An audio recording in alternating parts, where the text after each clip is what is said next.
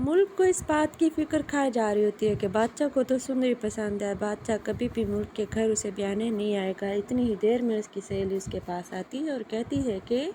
تمہارا بادشاہ تو نام کا بادشاہ ہے، وہ ابھی تمہارے والد کے قدموں میں بیٹھا گڑ گڑا رہا ہے۔ وہ کہتی ہے ایسا تو ممکن ہی نہیں ہے، ہو سکتا ہے کہ بادشاہ کے والدین نے اس سے کوئی ایسی بات منوائی ہو جس کی خاطر وہ مجبور ہو کر میرے والدین کے قدموں میں آن بیٹھا ہے۔ وہ کہتی ہے کہ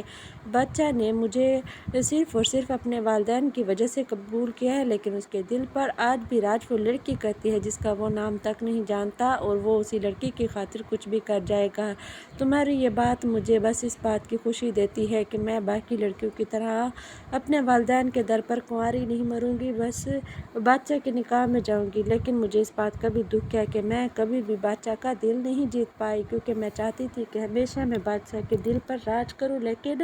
ایسا کبھی بھی ممکن نہیں ہو سکتا، کیونکہ بادشاہ تو کبھی بھی مجھ میں انٹرسٹڈ نہ تھا نہ ہے۔ وہ صرف اور صرف اپنے والدین کے دباؤ میں کسی نہ کسی بات کو لے کر ہی یہاں پر آن پہنچا ہے۔ اور دوسری طرف بادشاہ کے والد بادشاہ کو کہتے ہیں کہ اگر تم نے سندری سے شادی کرنی ہے تو تمہارے لیے یہ بات بہت زیادہ اول ہونی چاہیے کہ تم ہماری بات مانو، پھر ہم تمہاری بات مانیں گے۔ اس لیے اس کے والد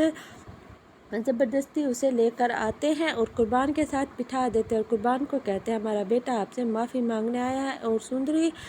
چاہتی ہے کہ وہ حویلی سے بھاگ جائے تاکہ وہ غلام کے ساتھ شادی کر لے، لیکن بادشاہ تو بڑا بادشاہ ہوتا ہے، وہ عجیب کوئی بادشاہ ہے جو کہ اپنی سندری کو اپنے محل میں قید کیے ہوئے ہوتا ہے۔ وہ اس پر ڈھیروں پہرے لگوائے ہوئے ہوتے ہیں، جہاں تک کہ سندری دیواریں، دروازے، کھڑکیاں سب جھانکتی ہے کوئی راستہ ہو نکلنے کا، لیکن نہیں بھئی، یہاں پہ تو کوئی راستہ ہی نہیں ہوتا۔ غلام کی ماں غلام کے لیے ڈھیروں دعائیں کر رہی ہوتی ہے، وہ چاہتی ہے کہ غلام کو اس کی مراد مل جائے، کیونکہ غلام تو ہمیشہ سندری کو چاہتا ہے۔ غلام اپنی ماں سے کہتا ہے آپ میرے لیے دعا کریں، میں جس مشن پر جا رہا ہوں وہ کامیاب ہو جائے اور میں آپ کے پاس اپنی سندری کے ساتھ ہی آؤں۔ اور دوسری طرف خورشید بھی غلام کا ساتھ دے رہی ہوتی ہے، کیونکہ غلام کے پاس خورشید بادشاہ سے چھپ کر پیسے پوسے بھجواتی ہے تاکہ وہ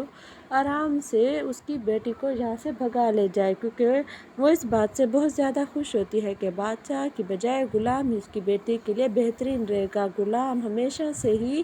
بہت زیادہ فرما بردار رہا ہے، اور خاص کر وہ سندری کو بہت زیادہ پسند کرتا ہے۔ اگر بات سندری کی جائے تو وہ بھی تو غلام کو پسند کرتی ہے۔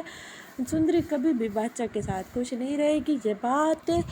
غلام کی ماں کو اور خورشید کو سمجھ آ چکی ہوتی ہے، تبھی تو سندری چیخ چیخ کر اپنی ماں کو کہتی ہے کہ وہ جتنا جلدی ہو سکے غلام کے نکاح میں چلی جائے، نہ کہ بادشاہ کے نکاح میں۔ اور اس کے لیے خورشید بہت زیادہ خوبصورت پلاننگ کر رہی ہوتی ہے تاکہ سندری اور غلام کو ملوا دے، لیکن اس سب میں وہ بادشاہ کو یقین دلاتی ہے کہ وہ سندری اور بادشاہ کا نکاح کروائے گی۔ بادشاہ اسی خوش فہمی میں ہوگا کہ کل سندری اور اس کا نکاح ہونے جا رہا ہے، لیکن اسے اس بات کا بالکل بھی نہیں پتہ کہ